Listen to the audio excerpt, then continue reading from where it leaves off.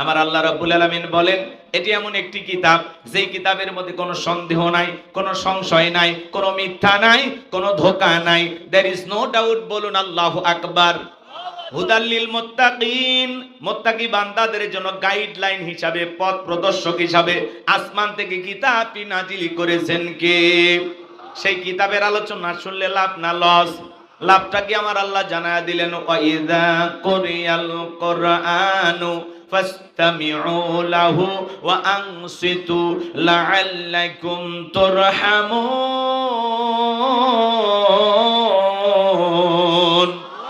সূরা আরাফ আয়াত নাম্বার 204। আমার আল্লাহ রাব্বুল আলামিন জানিয়ে দিলেন, তোমাদের সামনে যখন কোরআন পাঠ করা হয়, কোরআনের আলোচনা করা হয়, চুপ করে কান লাগিয়ে মনোযোগ সহকারে কোরআনের কথাগুলো শ্রবণ করো।